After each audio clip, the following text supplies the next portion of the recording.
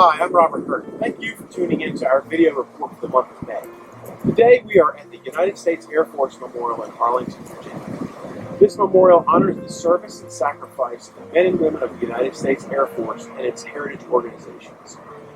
Over 54,000 airmen and women have died in combat while serving in the Air Force, and this memorial serves as a site for Americans to come and pay their respects to our fallen brave men and women, as well as those currently protecting our freedom, so that we may continue to live in the most prosperous nation on earth. Earlier this month, I had the privilege of visiting with local veterans from Lynchburg during their visit to Washington, where they toured the World War II, Korean, and Vietnam veteran memorials. I always value the opportunity to hear directly from our local veterans, and I'm humbled by the opportunity to represent these heroes who have given up so much in order to serve and protect us. Our servicemen and women, their families, make tremendous sacrifices to protect the freedoms we hold dear, and our nation is grateful for all they do in the cause of liberty. This month we were once again reminded of these lessons as nearly 450 National Guard soldiers from the Lynchburg area prepared to be deployed to serve overseas. These heroes renew our everlasting gratitude for those who preserve the innumerable blessings we often take for granted. We owe them steadfast support, strong and steady leadership, and resources that protect them and enable them to win the fight and the quality services they deserve when they return home. With these commitments in mind, this month the House of Representatives passed the National Defense Authorization Act for this year.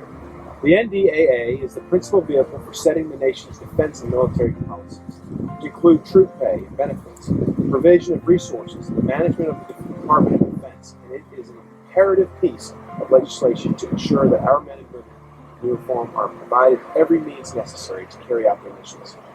I remain steadfast in my pledge to support our veterans and active service members in a way befitting of the immense commitment that they have made to our great nation. I hope the Senate will join us in passing this bill and send it to the President's desk for signature. Back home, we began this month by meeting with our local first responders throughout the central and south side of Virginia, who work together to protect the 2 cities, 21 counties, and 38 towns that make up Virginia's 5th district.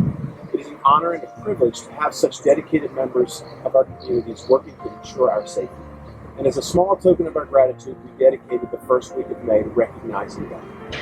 We owe it to these brave men and women to adopt policies that support first responders and encourage more people to take part in these vital services. In February of last year, I voted in favor of one such initiative, Protecting Volunteer Firefighters and Emergency Responders Act, which was subsequently signed into law by the President. This common sense bill serves to protect our emergency service volunteers from mandates for employees written within the President's burdensome health care law. I stand committed to continuing to fight to protect Americans and Virginians from the harmful effects of this health care law, especially those who so selflessly dedicate themselves to protecting our communities. As we close, I'd like to once again congratulate our 2016 Congressional Art Competition winner, Lydia Wenzel, a senior at Liberty High School in Bedford. I thank all the students who participated for their exceptional entries and for contributing to the artistic culture of our community throughout Virginia's 5th district. Please remember, if we may ever be of service to you in any way, please contact us at one of our district offices or our Washington office. You can always be reached at our website at hurt.house.gov. You can also sign up for regular legislative updates. Don't forget to join this conversation on Facebook, Twitter, and Instagram. Once again, thank you for tuning in to our May monthly video report.